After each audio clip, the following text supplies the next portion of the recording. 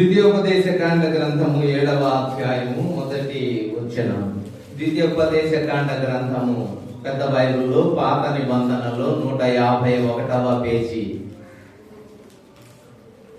పాత నిబంధన page number 151వ page. ద్వితీయోపదేశ కాండ గ్రంథము 151వ పేజీ 7వ అధ్యాయము 1వ వచనం. నీవు స్వాధీన పరచుకొనబోవు దేశములోనికి నీ దేవుడైన యెహోవా నిన్ను చేర్చి జనములకు అనగా సంఖ్యకును బలమునకును నిన్ను మించిన హిత్తీయులు, గిర్గాషీయులు, అమోరీయులు, కనానీయులు, పెరిజ్జీయులు, హివీయులు, యెబూసీయులను 7 జనములను నీ ఎదుట నుండి వెళ్ళగొట్టిన తరువాత. ప్రభు ఈ మాటలను మనకు దీవించునుగాక.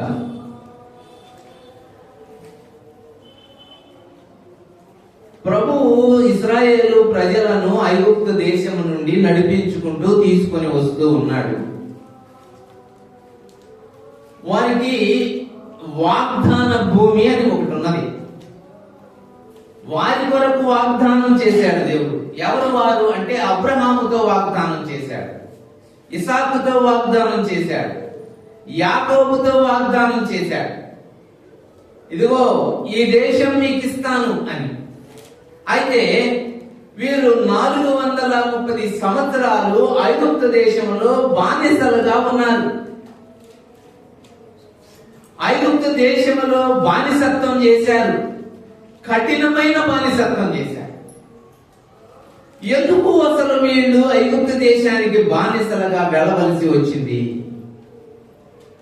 ఈ బానిసత్వం ఎందుకు వీళ్ళకి వచ్చింది అంటే, ఎందుకు వచ్చిందో ఆది కాండంలో మనం చూస్తాం. బానిసత్వం బ్రతుకు అసలు ఎందుకు వాళ్ళు అక్కడికి వెళ్ళారు అంటే, ఆ బానిసత్వానికి ఎందుకు వెళ్ళారో చూడండి 15వ అధ్యాయం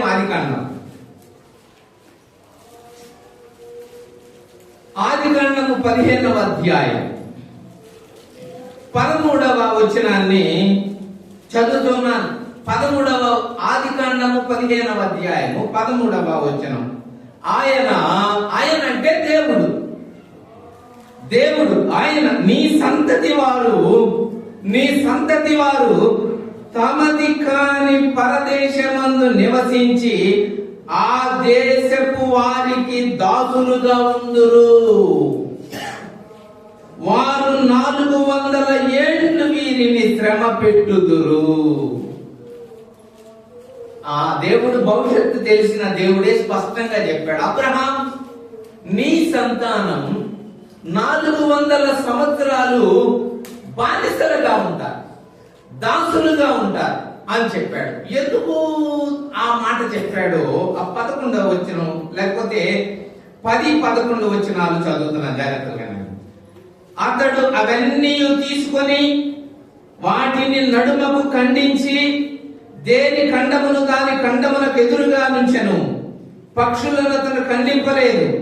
గద్దలు ఆ కళేబరముల మీద వాలినప్పుడు అబ్రహాము వాటిని తోలివేశాను. ప్రొద్దుగుంకబోయినప్పుడు అబ్రహామునకు గాఢ నిద్ర పట్టెను. అంటే దేవునికి బలి అర్పిస్తున్న సమయంలో చాలా జాగ్రత్తగా ఉండాలి. నిద్ర అనేది రాకూడదు. పరిశుద్ధంగా ఉండాలి, పవిత్రంగా ఉండాలి. కాబట్టి ఆ సమయంలో చిన్న కునుకు తీశాడు అంతే.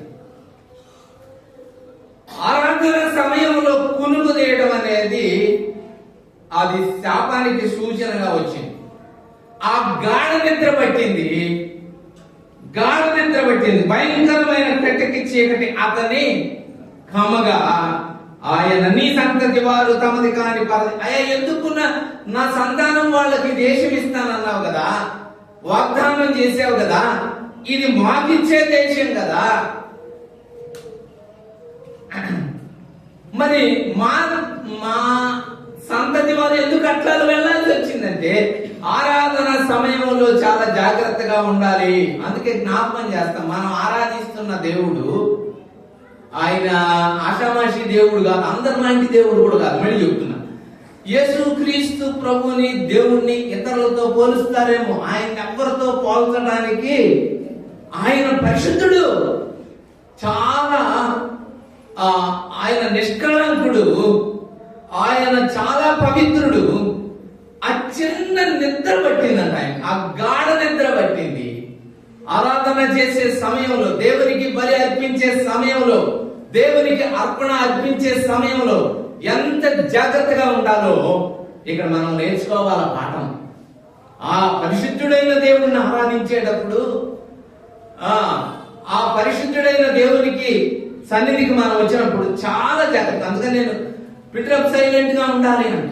పిల్లలు అటు ఇటు తిరగొద్దాం, పెద్దోళ్ళు అటు ఇటు చూడొద్దాం. ఎందుకంటే ఇది పరిశుద్ధమైన స్థలంగా ప్రభు మనం ఆరాధిస్తున్నాం. ఆయనను ఘనపరిచే స్థలంలో ఉన్నాం, ఆయనకు మహిమ చెల్లించే స్థలంలో ఉన్నాం. మన ఇష్టానుసారంగా ప్రవర్తించడానికి ఇది మార్కెట్ ఏమి కాదు, ఇదేమి ఊరు బజారే కాదు. ఇది పరిశుద్ధమైన స్థలంగా మనం కూడుకునే స్థలం. ఇక్కడ యేసు ప్రభు వారికి మాత్రమే ఘనత రావాలి, ఆయన మాత్రమే మహిమ పొందాలి, ఆయన మాత్రమే హెచ్చించబడాలి. ఇక్కడ మనం చిన్న పొరపాటు చేశామా, ఆ దినాలలో బలి అర్పించే సమయాలలో, ఆరాధన చేసే సమయాలలో జాగ్రత్తగా ఉండాలి అనడానికి ఇది మనకు ఒక పాఠం. సంఖ్యాకాండం 10వ అధ్యాయంలోనికి వస్తే, సంఖ్యాకాండము 10వ అధ్యాయం మనం ఎరిగిన సందర్భమే, అది కూడా జ్ఞాపకం చేస్తున్నాను చూడండి దయచేసి. సంఖ్యాకాండము 10వ అధ్యాయం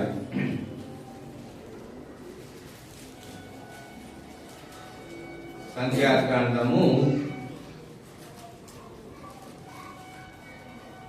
10వ అధ్యాయంలో అనుకుంటాను. ఒక్క నిమిషం. మోషే అహరోనులు కుమారులు, లేవియాకాండం 10వ అధ్యాయం, దయచేసి లేవియాకాండం 10వ అధ్యాయం, లేవియాకాండం 10వ అధ్యాయం, పెద్ద బైబిల్లో 88వ పేజీ, 10వ అధ్యాయం మొదటి నుండి చదువు. అహరోను కుమారులైన నాదాబు, అబీహులు తమ తమ దోపార్తులు తీసుకొని వాటిలో నిప్పు నుంచి వాటి మీద దోప ద్రవ్యములు వేసి, యెహోవా తమకు ఆజ్ఞాపింపని వేరొక అగ్నిని ఆయన సన్నిధికి తెగ, యెహోవా సన్నిధి నుండి అగ్ని బయలుదేరి వారిని కాల్చి వేశాను. దేవుడు చెప్పని నియమాన్ని, దేవుడు చెప్పని అగ్నిని, దేవుడు చెప్పని దానిని తీసుకొని వచ్చారు. వారు యాజకులే, వారు యాజక కుటుంబానికి సంబంధించిన వారే, అహరోను కుమారులే. దేవుడు చెప్పని దాన్ని చేశారు. వెంటనే పరలోకం నుండి అగ్ని వచ్చి కాల్చి వాళ్ళని దహించేసి. పిల్లరా, పాత నిబంధన కాలంలో అంత కఠినంగా ఉన్నాడు దేవుడు. ఆయన తప్పు జరిగితే వెంటనే శిక్ష పంపించేశాడు. మనం ఎరుగుదము, ఉజ్జ అనే ఆయన మందసం జారి పడుతుందని చెయ్యటం దేవుడు చూసి ఒప్పుకోలా, దేవుడు ఒప్పుకోలా. వెంటనే ఉజ్జాని అక్కడికక్కడే చచ్చిపోయాడు. ఉజ్జ వెంటనే మోషే మీద అహరోను మిరియాములు ఇద్దరు కూడా ఏం చేశారు, ఊరట కడిగారు అంతే. వెంటనే మిరియాముకి కుష్ఠరోగం. అంటే దేవుడు పాత నిబంధన కాలంలో వెంటనే, అయితే కొత్త నిబంధన కాలంలో వెంటనే చేయటం, వెంటనే చేసి ఉంటే ఇప్పటికి క్రైస్తవ్యం బాగా ప్రబలి ఉండేది. అమ్మో ఈయన నిజమైన దేవుడు, ఈయన సత్యవంతుడు అని భయపడిపోయి ఉండేవాడు. భయం లేదు కనుక యేసు ప్రభు మీద ఇష్టం వచ్చినట్టు మాట్లాడటానికి ప్రయత్నాలు చేస్తాం. క్రైస్తవ్యం మీద దూషణ మాటలు మాట్లాడటానికి ప్రయత్నము చేస్తాం. దేవుడే నిజంగా చర్య. అయితే దేవుడు అన్నాడు, వీటన్నిటికీ ఒక రోజు ఉంది, ఆ రోజు తీర్పు దినమున అన్నాడు. ఇక అంతే, తీర్పు దినమున లెక్క చూస్తాడు ఆయన. అందుకనే మనము ఆ తీర్పులోనికి లెక్క చూసే టయానికి వెళ్ళకుండా ఉండడమే మనం యేసుప్రభువుని నమ్ముకున్నాం. అయ్యా మేము ఆ లెక్కలోకి రావు, మేము నిన్ను నమ్ముకుంటున్నాం, నిన్ను నమ్ముకోవడం ద్వారా మాకు తీర్పు లేదు. క్రీస్తు యేసునందున్న వారికి ఏ శిక్షా విధియు లేదు. కాబట్టి యేసు ప్రభువులో లేని వారికి తీర్పు ఉందండి, కఠినమైన తీర్పు. గుర్తుపెట్టుకోండి. అలాగా ప్రవర్తించాడు. ఇప్పుడు అబ్రహాముతో అన్నాడు, ఇదిగో 400 సంవత్సరాలు వాళ్ళు బానిసలుగా ఉంటారు అన్నాడు. 400 సంవత్సరాలు పూర్తి అవ్వబోతున్నాయి. ఆదికాండము 50వ అధ్యాయంలోకి వద్దాం. ఆదికాండము 50వ అధ్యాయం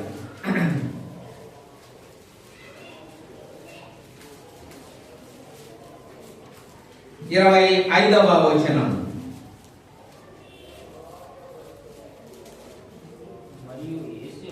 మరియు యోసేపు దేవుడు నిశ్చయముగా మిమ్మును చూడవచ్చును, అప్పుడు మీరు నా ఎముకలను ఎక్కడ నుండి తీసుకొని పోవలనని చెప్పి ఇశ్రాయేలు కుమారుల చేత ఎందుకు చూడొస్తాడు ఆయన? ఎందుకు చూడొస్తాడంటే ప్రవచన రూపంగా చెప్పాడు. ఖచ్చితంగా 400 సంవత్సరాల తర్వాత దేవుడు మిమ్మల్ని విడిపిస్తాడు. ఆయన ఖచ్చితంగా మిమ్మల్ని చూడవస్తాడు. కాబట్టి అప్పుడు నేను ఇప్పుడు చనిపోతున్నాను, నా ఎముకల్ని తీసుకెళ్లి వాగ్దాన భూమిలో పెట్టండి అని వాళ్ళ చేత ప్రమాణం చేయించుకున్నాడు. కాబట్టి దేవుడు 400 సంవత్సరాల తర్వాత వస్తాడు అనేది యోసేపు కూడా నిరీక్షణ. ఎందుకంటే వాగ్దాన భూమిలోకి వెళ్ళాలి. ఇప్పుడు ఇశ్రాయేలు ప్రజల్ని వాగ్దాన భూమిలో చేర్చాలి. కాబట్టి అక్కడ ముందుగానే 7 రకాల జాతుల వాళ్ళు కూకుండా నివసిస్తా ఉన్నారు. ఇప్పుడు ఆ 7 రకాల జాతులను నిలబట్టాలి. వాళ్ళు నిలబట్టి అబ్రహాము, ఇస్సాకు, యాకోబులకు వాగ్దానం చేసిన ఈ స్థానంలో వీళ్ళని ప్రవేశపెట్టాలి. అది దేవుని యొక్క ఉద్దేశం. ఇప్పుడు మరలా జ్ఞాపకం చేస్తున్నాను, 7 జాతులు వాళ్ళని నిలబడుతున్నాను. ఎందుకు 7 జాతులు వాళ్ళని నిలబడుతున్నాను? మీరెందుకు బానిసలుగా ఉన్నారో చెప్పాను. ఎందుకు బానిసలుగా ఉన్నారంటే అబ్రహాముకి చెప్పాడు. అబ్రహాము ఆరాధన జరిగేటప్పుడు గాఢ నిద్రపోయాడు. దాన్ని బట్టి దేవుడు అన్నాడు వెంటనే, ఇదిగో ఆరాధనలో జాగ్రత్తగా ఉండాలి అబ్రహాం, నువ్వు నిద్రపోతున్నావు, నువ్వు అటు ఇటు కదులుతున్నావు, ఎట్టబట్టి అట్ట ప్రవర్తిస్తున్నావు, కాబట్టి నీ సంతానం 400 సంవత్సరాలు ఉంటారు. అదే అక్కడ ఆ సందర్భం జ్ఞాపకం చేసి, కనుక 400 సంవత్సరాలు పూర్తి అయిపోయినాయి. వాళ్ళని తీసుకొని వస్తా ఉన్నాడు.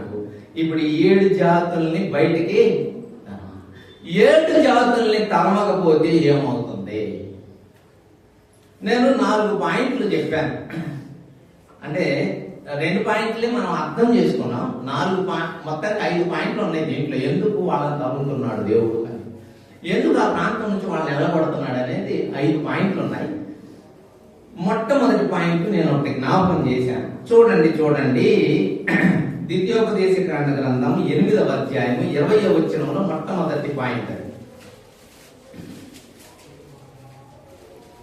వాళ్ళని ఎందుకు వెళ్ళగొట్టాలనుకుంటున్నాడు దేవుడు? మీ ఎదుట నుండి, ద్వితీయోపదేశకాండ గ్రంథం 8వ అధ్యాయం 20వ వచనం, మీ ఎదుట నుండి యెహోవా నశింపజేయుతున్న జనములు వినకపోయినట్టు. అంటే ఇప్పుడు వాళ్ళని ఎలగొట్టడానికి కారణం ఏం చెప్పండి? దేవుని మాట వినాలి. అది అక్కడ ఉంటున్నారు వాగ్దాన భూమిలో. వాళ్ళకు వాగ్దానం చేసిన భూమిలో వీళ్ళు ఉంటున్నారు. వాళ్ళు వచ్చినా వీళ్ళు వచ్చినా సరిపోద్ది, భూమి చాలదని ఏం కాదు. కానీ అక్కడున్న ఆ ప్రాంతంలో వాళ్ళు దేవుని మాట వినలా, అందుకే వాళ్ళని వెళ్ళగొడుతున్నాను.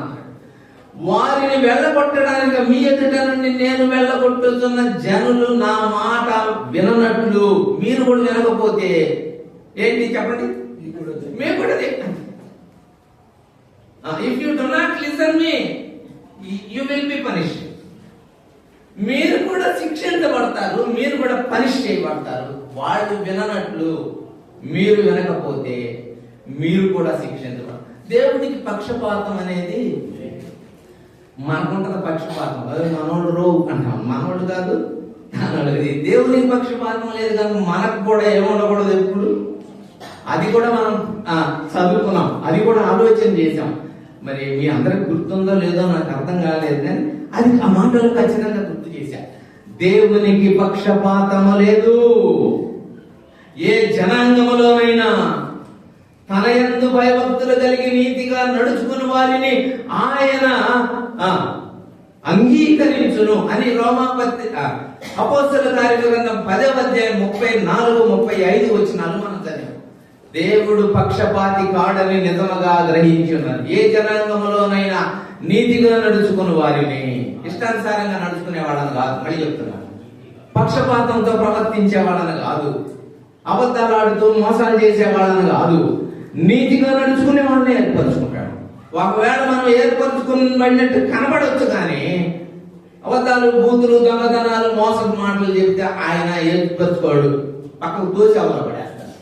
మనము చాలాసార్లు అంటాం అన్నమాట, వాళ్ళు మీకు బాగా బంధువులు అనుకుంటున్నాం, మేము ఎప్పుడో వదిలిపెట్టాం, వాళ్ళే మమ్మల్ని వదిలిపెట్టి మమ్మల్ని అతుక్కుంటున్నారు. అట్లా మనం కూడా దేవుణ్ణి అతుక్కోవటమే, కానీ ఆయన ఎప్పుడో మనల్ని వదిలేస్తాడు. ఎందుకంటే ఆయన మాట వినాలి, అంతే ఆయన రాశి. ఆయన మాట వినోడు ఎంత గొప్పవాళ్ళు అయితే ఆయనకెందుకు? అయ్యా మేము పేదవాళ్ళం అయ్యా, నువ్వు ఏర్పరచుకుంటే ప్రధానమంత్రిని ఏర్పరచుకోవచ్చు కదయ్యా, ముఖ్యమంత్రిని ఏర్పరచుకోవచ్చు కదయ్యా అని మనం అనుకుంటాం. ఆయనకు పేద, ధనం ఉండడా, ముఖ్యమంత్రి పదవి కాదు కావాల్సింది. ఆయనకు కావాల్సింది ఏంటి? మాట వినడం. ఆయనకు కావాల్సిందల్లా మాట వినకపోతే ఎంత గొప్పైనా పక్కన పెడతారు. మనకు కూడా పక్షపాతం ఉండకూడదు. మన పిల్లోడైతే మాట వినకపోతే ఎంత జాగ్రత్త చేసుకుంటాం. వేరే వాళ్ళ పిల్లలు అయితే వాళ్ళు మన మాట ఏంటంటే వాళ్ళు ఎందుకు చేసుకోవాలో మనం అంటాం. మన పిల్లలు అయితేను నా కడుపును పుట్టాడు కదండి, ఏం చేస్తాం అంటే నీ కడుపును పుడితే ఒక రకమా, పక్క పిల్లోడైతే ఒక రకం. అవసరంలా నీ పిల్లోడైనా దేవుల్లో ఉన్నది అదే. ఈయన నేను ఏర్పరచుకున్న జనాంగమైనా సరే నా మాట వినకపోతే అక్కడ అంటున్నాడు చూడండి, ఏమన్నాడు? మీ ఎదుట నుండి 8:20 నీ ఎదుట నుండి వెళ్ళగొట్టుచున్నా, నీ ఎదుట నుండకుండా యెహోవా నశింపజేయుచున్న జనములు వినకపోయినట్లు మీ దేవుడైన యెహోవా మాట మీరు వినకపోయిన యెడల మీరు వారి వలె మీరు కూడా అలాగే నశిస్తారు. సో వాళ్ళని ఎల్లగొట్టడానికి మొట్టమొదటి కారణం మాట వినకపోవడం. నంబర్ 1. ఇప్పుడు నంబర్ 2, 9లో వద్దాం. వాళ్ళని ఎందుకు ఎల్లగొడుతున్నాడు చూడండి. వాళ్ళని ఎందుకు ఎల్లగొడుతున్నాడు? 4వ వచనం, 9వ అధ్యాయం 4వ వచనం. నీ దేవుడైన యెహోవా నీ ఎదుట నుండి వారిని తోలివేసిన తరువాత నేను ఈ దేశమును స్వాధీనపరుచుకున్నట్లు యెహోవా నా నీతిని బట్టి నన్ను ప్రవేశపెట్టినని అనుకొనవద్దు.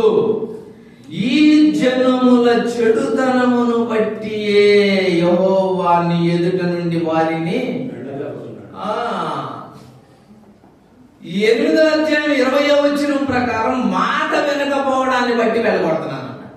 రెండోది ఈ 9వ అధ్యాయం 4వ వచనం ప్రకారం చెప్పండి. ఇప్పుడు జనముల చెడుతనం అది గుర్తుపెట్టుకోవాలి. అసలు వాళ్ళని ఎందుకు వెళ్ళగొడుతున్నానో తెలుసా? వాళ్ళ చెడ్డతనం బట్టి, వాళ్ళ యొక్క చెడ్డతనం నాకు నచ్చల. వాళ్ళ చెడ్డతనాన్ని బట్టి అక్కడి నుంచి వాళ్ళని నేను వెళ్ళగొడుతున్నాను. ఎందుకు ఇళ్లలో ఉన్న చెడ్డతనం? చాలాసార్లు ఏది ఇళ్లలో ఉన్న చెడ్డతనం, వాళ్ళల్లో ఉన్న మంచితనం ఏంది, ఇళ్లలో ఉన్న చెడ్డతనం ఏంది? ఆ మాట చాలాసార్లు వాడాడండి. ఆ మాట అక్కడే చాలాసార్లు వాడాడు.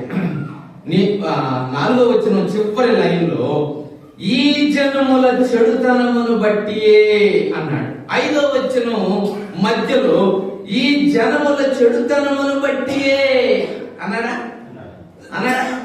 అంటే 5వ వచనం మధ్యలో అన్నాడు, నీవు వారి దేశమునకు వచ్చి దాన్ని స్వాధీనపరుచుకుంటా నీ నీతి అయిన నీ హృదయదాతదేమి హేతువు కాదు, ఈ జనముల చెడుతనమును బట్టియే.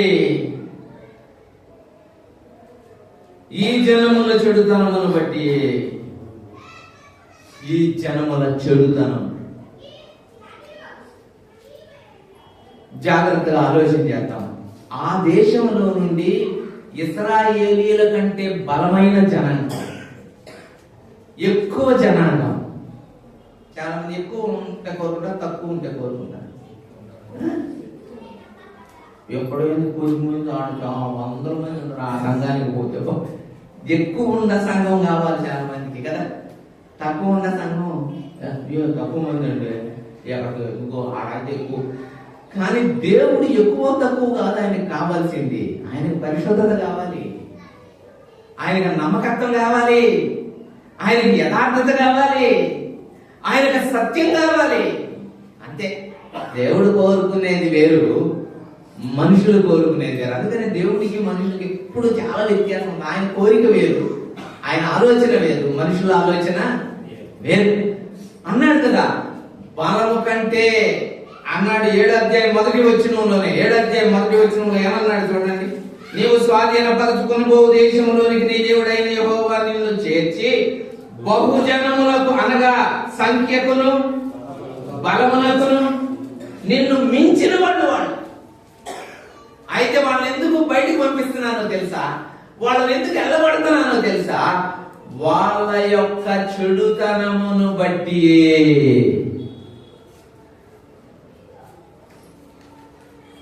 వాళ్ళ చెడుతనం. ప్రియులారా, దేవుడు చెడ్డదాన్ని ఎప్పుడు కూడా సహించడు, చెడ్డతనమును ఎప్పుడు సహించాడు. కీర్తనల గ్రంథం 5వ కీర్తన, కీర్తనల గ్రంథం 5వ కీర్తన 4వ చరణం చూడండి. 5వ కీర్తన 4వ చరణం. నీవంటే ఎవరు?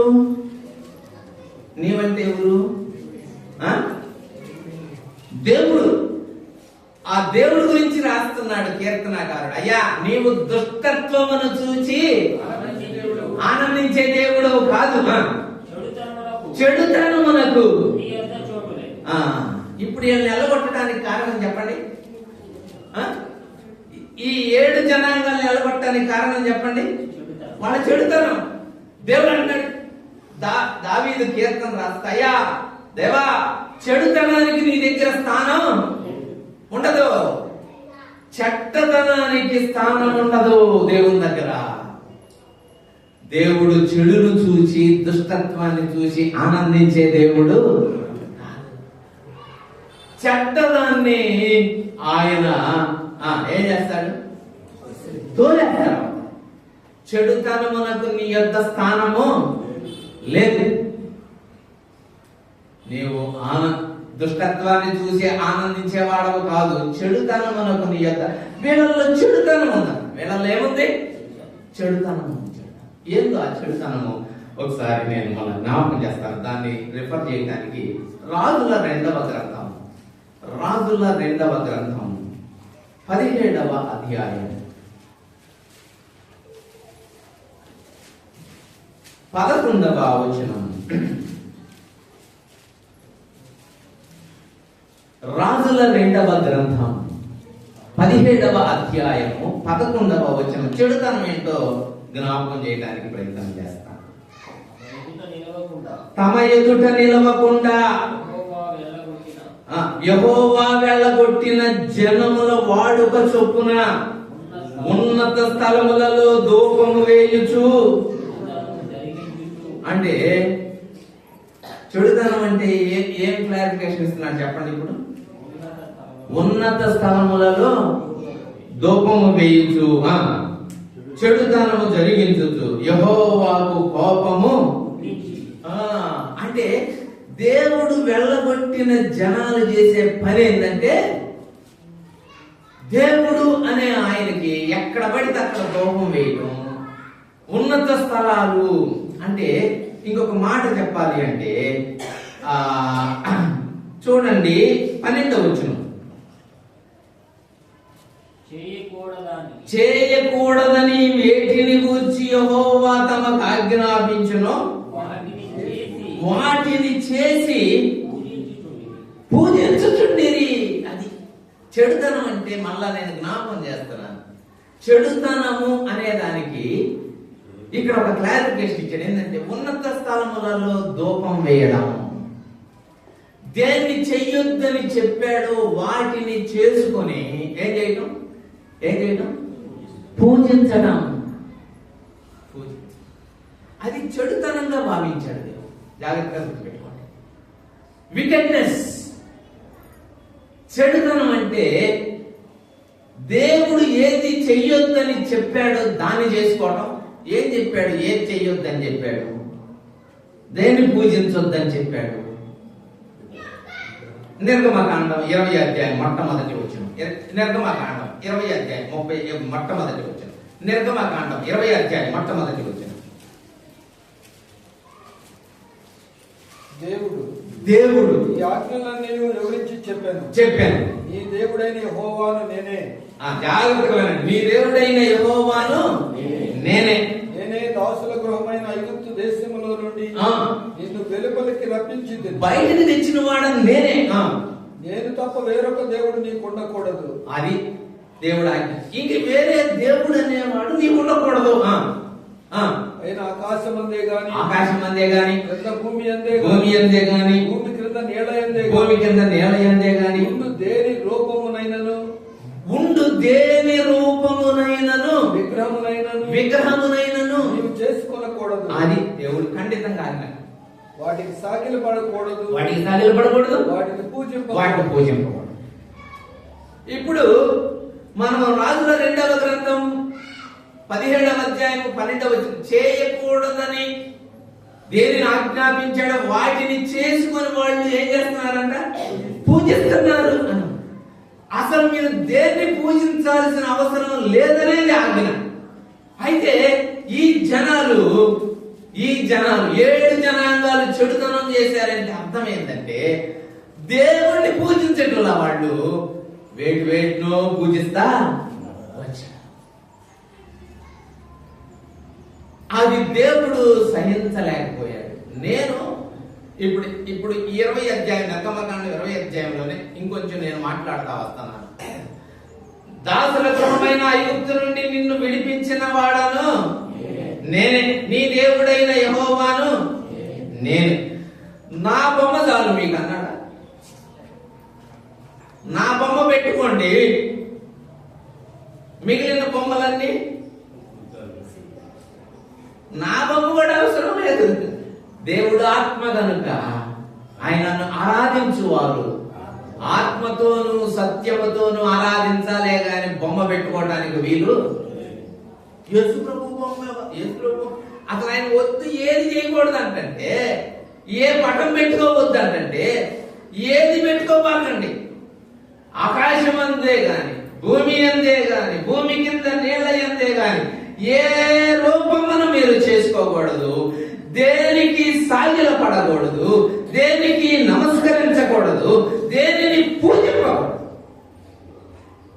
అయితే ఇక్కడ ఏ చేయకూడదని వేటిని దేవుడు చెప్పాడో వాటిని చేసుకొని పూజించటం మొదలుపెట్టాడు. అదే వాళ్ళల్లో ఉన్న చెడుతనం. అంటే ఎందుకు దేవుడు అంత గట్టిగా చెప్పాడు?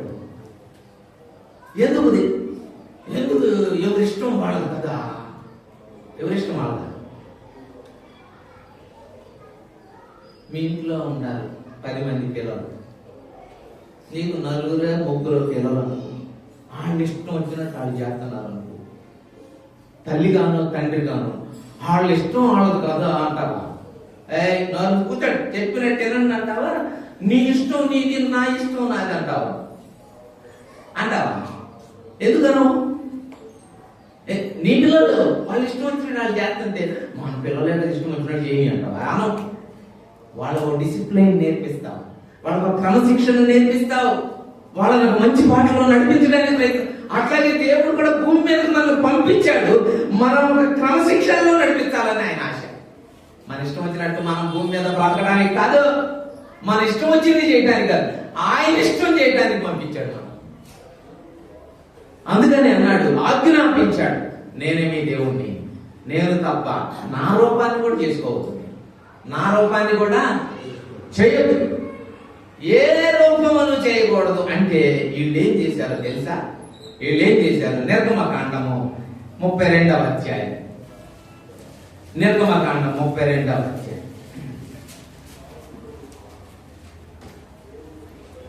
నిర్గమకాండం 32వ అధ్యాయం 3వ వచనం నుండి. ప్రజలందరూ తమ చెవులనున్న బంగారు పోగులను తీసి అహరోను వద్దకు తెచ్చిరి. అతడు వారి యొక్క వాటిని తీసుకొని పొగరతో రూపమును ఏర్పరచి దానిని పోత పోసిన దూడగా చేశాను. అప్పుడు వారు, ఓ ఇశ్రాయేలు, ఐగుప్తులో నుండి నిన్ను రప్పించిన నీ దేవుడు ఇదే. నీ దేవుడు ఏది? దూడ. నీ దేవుడు ఇదే. నీ దేవుడు ఇదే. ఏది? దూడ.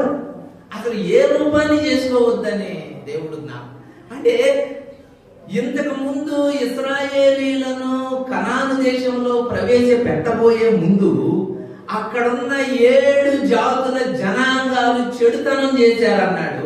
ఆ చెడుతనం ఏంటంటే వాళ్ళకి ఇష్టం వచ్చిన దేవుళ్ళను, దేవతలను ఆరాధించారు, పూజ చేశారు. అది దేవునికి ఇష్టం లేదు. ఇశ్రాయేలీలు అంటున్నాడు, వాళ్ళలాగా మీరు చెడుతనము చేయొద్దు. వాళ్ళు చేశారు, అందుకే వాళ్ళని అలగొడుతున్నారు. వాళ్ళని ఆ ప్రాంతం నుండి తోలేస్తాను, వాళ్ళని బయటికి నెట్టేస్తున్నాను. మీరు అక్కడికి వెళ్ళిన తర్వాత మీరు చాలా జాగ్రత్తగా ఉండాలి అని ముందుగానే, అసలు అక్కడికి వెళ్ళక ముందే ఆజ్ఞను ఇచ్చాడు. ఇదే ఆజ్ఞ ద్వితీయోపదేశకాండ గ్రంథం 5వ అధ్యాయంలో కూడా ఇచ్చాడు. 5వ అధ్యాయం 7వ వచనం చూడండి. ద్వితీయోపదేశకాండ గ్రంథం 5వ అధ్యాయం 7వ వచనం. ద్వితీయోపదేశకాండ గ్రంథం 5వ అధ్యాయం. వేరొక దేవుడు నీకు ఉండకూడదు. నేను తప్ప వేరొక దేవుడు, చాలా స్పష్టంగా వేరొక దేవుడు నీకు ఉండకూడదు. అది బానే ఉంది. పైన ఆకాశం అంతే గాని, కింద భూమి అంతే గాని, భూమి కింద నేల అంతే గాని, దేని పోలికనైనను విగ్రహమునైనను చేసుకొనకూడదు. వాటికి నమస్కరింపకూడదు. వాటిని పూజింపకూడదు. ఈ మాటలు లోకానికి నచ్చమండి. ఈ మాటలు లోకానికి ఏమవు నచ్చవు. అదేంటి ఆయన అంటాడేంటి, ఆయన్ని పూజించాలంటాడు. ఆయన బొమ్మ పెట్టుకున్నా పెట్టవచ్చు అంటున్నాడు. బొమ్మ లేకుండా పెట్టమా, ఇది భక్తి ఎట్లా అవుతుంది అసలు? అందుకని దేవుడు అసలు బొమ్మ పెట్టమాకండి, నా బొమ్మ కూడా పెట్టమా. నా బొమ్మ కూడా ఒకసారిలా మీరు బొమ్మ పెడితే ఇదే చేస్తారు. ఏం చేస్తారు? 32 అధ్యాయులు ఎంత మాట్లాడారు? 32 అధ్యాయులు ఏం చేశారో చూడండి. మీ దేవుడు ఇదే అని చెప్పి ఏం చేశారంట అక్కడ నిర్గమకాండం 32 అధ్యాయంలో చూడండి. 32 అధ్యాయం అని చెప్పి 5వ వచనం నుండి తాము చెరుపుకొని ఆయన పుత్రులు కారు. నిర్గమకాండం 32 5.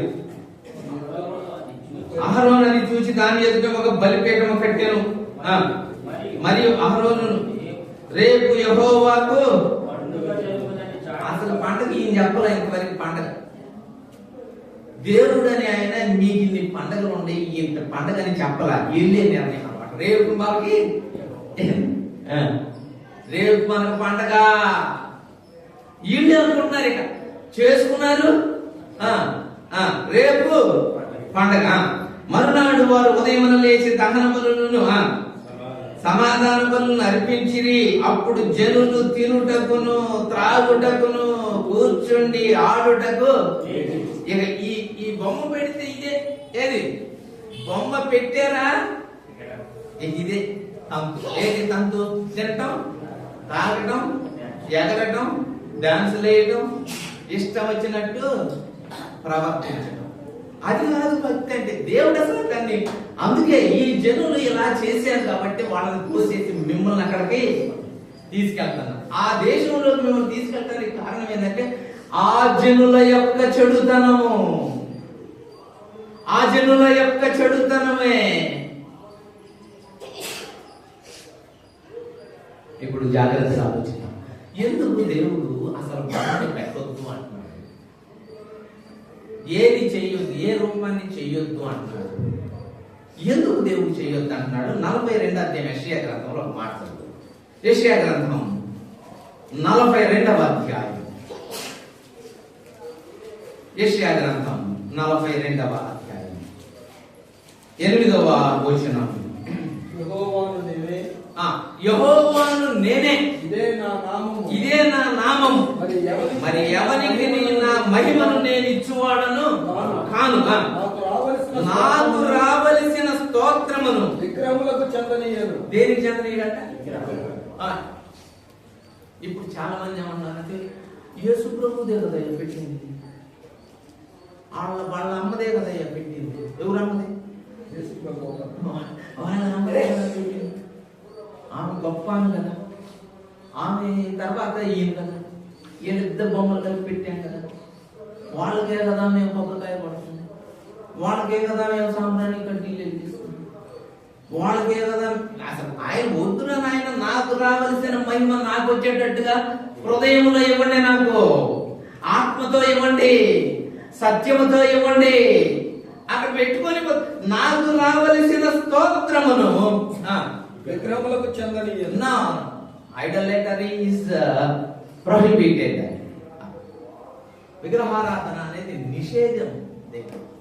ఎందుకంటే దేవునికి రావలసిన ఘనతను దానికి ఇచ్చి దాని ఎదుట సాగిలపడి దానికి మొక్కి దానికి నమస్కారం చేస్తున్నారు వీళ్ళందరూ. అందుకనే అది చెడుతనం అని చెప్పాడు.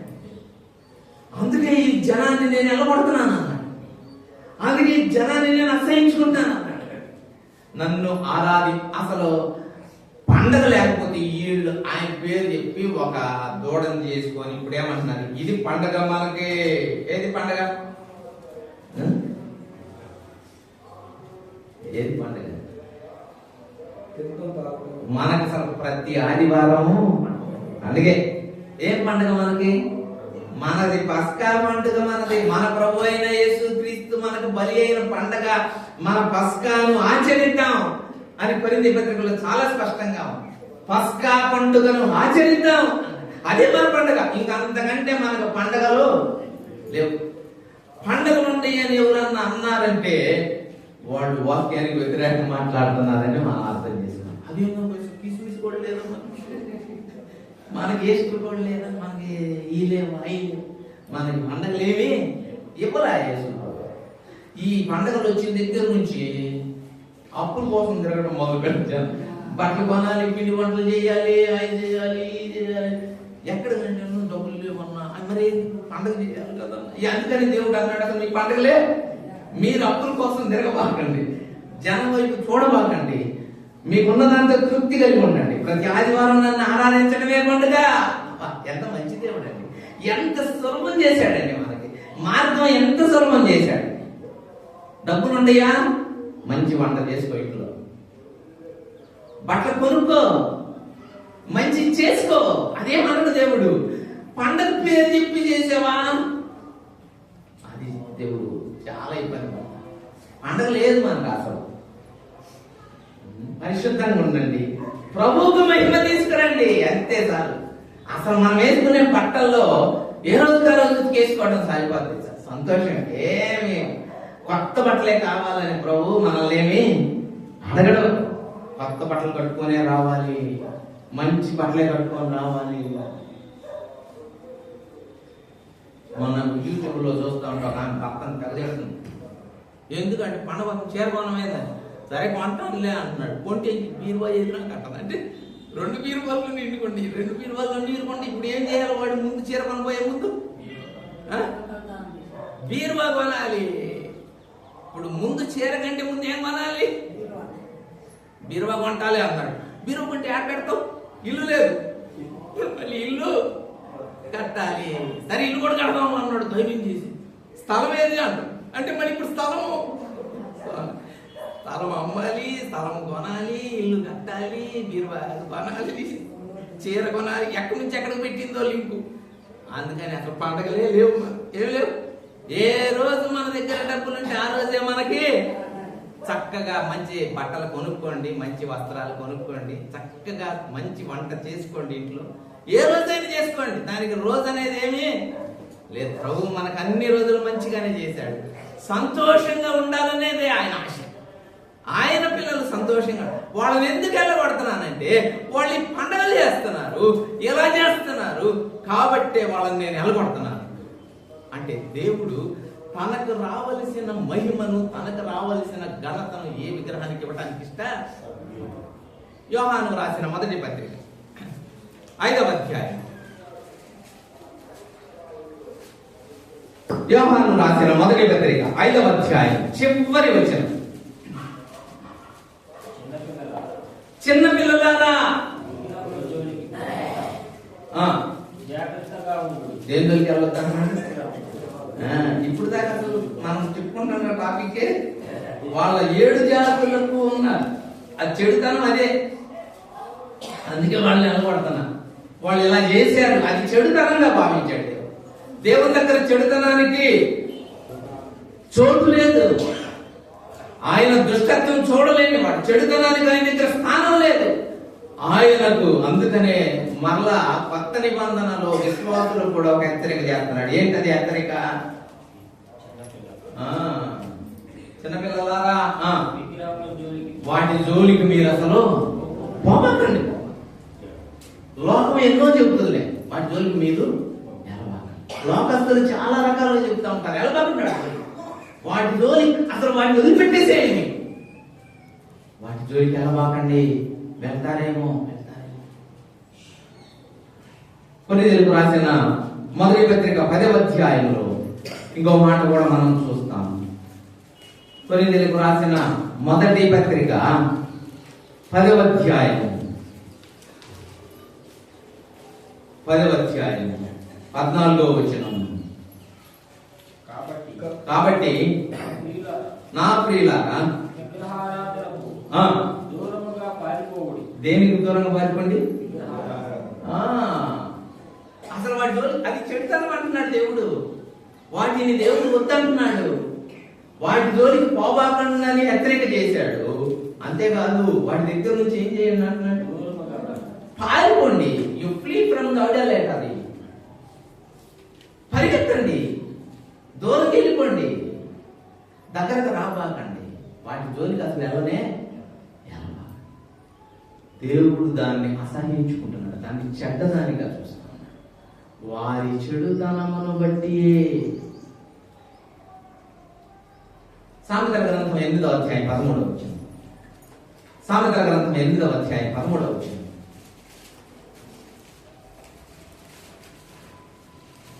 యెహోవా యందు భయభక్తులు కలిగి ఉండుట, యెహోవా యందు భయభక్తులు కలిగి ఉండుట, చెడుతనమును అసహించుకొనుటయే. చెడుతనమును అసహించుకొనుటయే అంటే ఏం చెప్పండి ఇప్పుడు మళ్ళీ? ఆయన యందు భయభక్తులు కలిగి ఉండటమే. భయభక్తులు ఉంటే చాలు. నిజంగా భయభక్తులు ఉంటే చెడ్డది అది ఎంత గొప్పదైనా దాన్ని ఏం చేస్తావు? అసహించుకుంటావు, వదిలిపెడతావు కాదు. అక్కడ వదిలిపెట్టడం వేరు, అసహించుకోవడం వేరు. దీని జోలికి మనం అసలు వెళ్ళకూడదు. వీటి జోలికి మనం అసలు వెళ్ళకూడదు. అసహించుకొనుట, యెహోవా యందు భయభక్తులు కలిగి ఉండుట, చెడుతనమును అసహించుకొనుటయే. దేవుడు ఒక రూల్. భయభక్తులు కలిగి ఉండటం ఏముందో అనుకుంటున్నారేమో మీరు. యెహోవా యందు భయభక్తులు కలిగి ఉండటం ఏదో గొప్ప సంగతి అనుకుంటున్నారేమో. ఏం లేదు, చెడుదాన్ని అసహించుకోవడం. దాన్ని అసహించుకుంటే చాలు, మీరు యెహోవా యందు భయభక్తులు. యోబును గురించి దేవుడు 2 సార్లు స్టేట్మెంట్ ఇచ్చాడు. యోబును గురించి దేవుడు 2 సార్లు స్టేట్మెంట్ ఇచ్చాడు. ఏమని ఇచ్చాడో తెలుసా? నా సేవకుడైన యోబు సంగతి ఆలోచించితివా? అతడు యథార్థవర్తనుడును, నీతిమంతుడును, న్యాయవంతుడును, యెహోవా యందు భయభక్తులు కలిగిన వాడయ్యుండి చెడుతనమును విసర్జించిన వాడు. యెహోవా యందు భయభక్తులు కలిగిన వాడు ఈజీ పట్ చెడుతనమును విసర్జించిన వాడు. చెడ్డదాన్ని విసర్జించకుండా నేను దేవుని యందు భయభక్తులు కలిగి ఉన్నాను, భయభక్తున్నాను, దేవుడు అంటే ఎంతో ప్రేమ, ఎంతో ఇష్టం అంటే అవన్నీ కుదిరే మాటలు కావు. అవి మాటలు కావాలా, మనకు చేష్టలు కావాలా? కామ్ కరో దాన్ని బాత్ కరో అన్నాడు. కామ్ కరో బాత్ కరో అన్నాడు. అంటే ముందు కార్యం చేసి తర్వాత మాట్లాడు. మాటలు ఎందుకు జనానికి? మేము భలే భక్తి గల్లదానివైతే క్రియలే, భక్తి గల్లదానివైతే కార్యాలే. చెడ్డదాన్ని అసహించుకోవడానికి, చెడ్డదానికి దూరంగా ఉండడానికి, విసర్జించడానికి నువ్వు రెడీయేనా? యోగుని గురించి దేవుడు అంత పెద్ద సాక్ష్యం ఇచ్చాడు. నా సేవకుడైన యోగు యెహోవా యందు భయభక్తులు కలిగిన వాడు, చెడుతనమును. అందుకనే విగ్రహాలకి వెళ్ళబాకండి, విగ్రహాల నుంచి పారిపోండి, వాటి జోలికి అసలు మీరు వెళ్ళనే. కొరింథీయులకు రాసిన 2వ పత్రిక 6వ అధ్యాయం 14వ వచనంలో, కొరింథీయులకు రాసిన 2వ పత్రిక 6వ అధ్యాయం 14వ వచనంలో,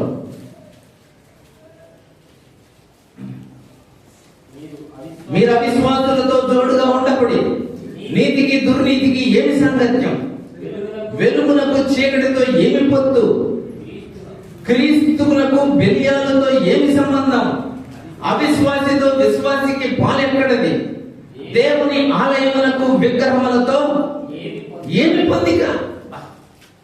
పౌలు గారు ఏమి రాశారండి? అసలు సంబంధం లేని వాటితో మనకేంటి సంబంధం? దేవుని బిడ్డలకు చీకటితో ఏమి సంబంధం? దేవుని బిడ్డలకు విగ్రహాలతో ఏమి సంబంధం? అది చదువుతా ఉంటేనండి నిజమే కదా, మనం ప్రత్యేకంగా ఉండాలి, మనం వేరుగా ఉండాలి. మనల్ని చాలా మంది చాలా రకాలుగా అనవచ్చులే, అట్లా అనవచ్చులే, మనకు అసలు అవసరం లేదే లేదు, వాటి జోలికి వెళ్ళాల్సిన అవసరం లేదు.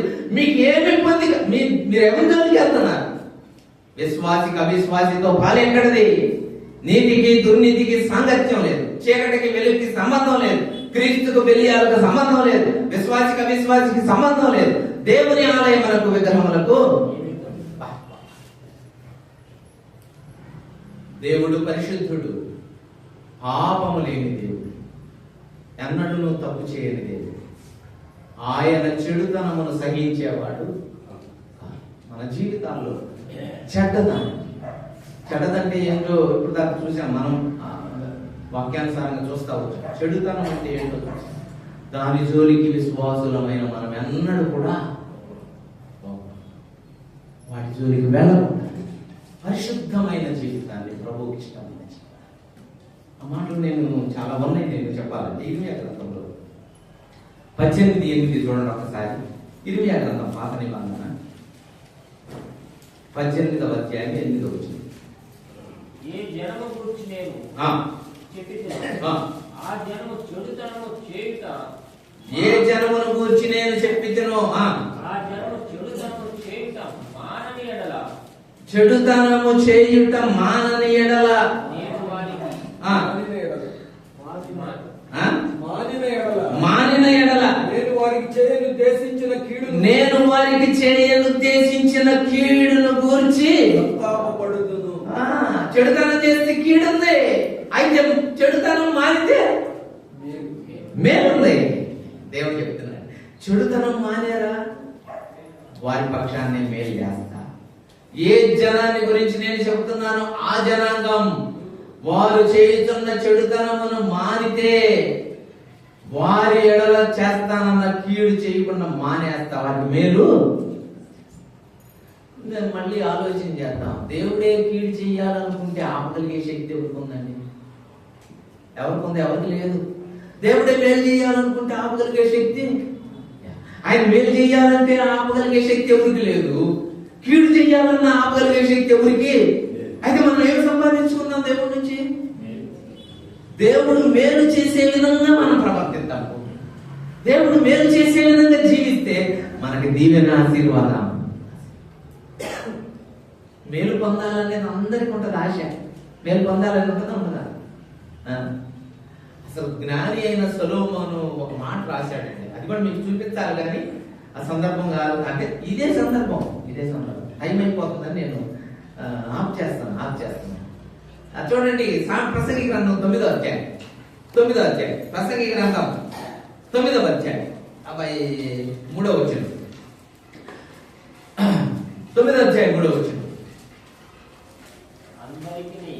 మన జాగ్రత్తగా ప్రసంగి గ్రంథం 9వ అధ్యాయం 3వ. అందరికీ ఒకటే గతి సంభవించును,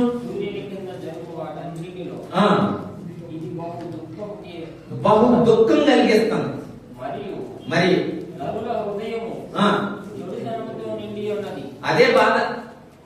దేవుడితో నిండిందంట. చెడుతనంతో నిండి. నాకు బాధకరమైంది, దుఃఖం కలిగిస్తుంది ఒకటేముంది, సూర్యుని కింద అందరి హృదయాల్లో చెడుతనం. ఆ? చెడుతనం ఉంది. అంటే దేవునికి ఇవ్వాల్సిన ఘనతను, దేవునికి ఇవ్వాల్సిన మహిమను ఇవ్వలేకపోవటమే మనుషుల హృదయాల్లో ఉన్న. ఆయన గొప్ప దేవుడు అండి, ఆయన పరిశుద్ధుడైన దేవుడు అండి, మహిమగల దేవుడు అండి, ఆరాధనకి యోగ్యుడు, పూజనీయుడు. ఆయనకి ఇవ్వాల్సిన మహిమను ఆయనకి ఇవ్వకుండా పోవడమే మనిషి హృదయంలో చెడుతనం పేరుకుపోయింది. నిజంగా ఆయనకి ఇవ్వాల్సిన ఘనత, మహిమ ఇస్తున్నాం. ఆయనకి ఇవ్వాల్సిన గౌరవం ఇస్తున్నాం, ఆయనకి ఇవ్వాల్సింది ఇస్తున్నాం. సొలొమోను జ్ఞానంతో, దేవుడిచ్చిన జ్ఞానంతో రాపించాడు. అయ్యా నాకు బాధకరమైంది, దుఃఖకరమైంది భూమి మీద ఒకటే ఉంది, అదేంటంటే మనుషుల హృదయాలు అందరిలో చెడుతనం ఉందయ్యా. మన హృదయాల్లో ప్రభుకి ఇవ్వాల్సిన ఘనత, మహిమ లేకపోతే చెడుతనం జరిగిస్తున్నాం అర్థం. చెడుతనం జరిగిస్తే ఆయన కీడు, ఆయన నుంచి కీడు వస్తుంది. ఒకవేళ చెడుతనం మానేస్తే కీడు పోయి మేలు ప్రార్థన చేస్తాం.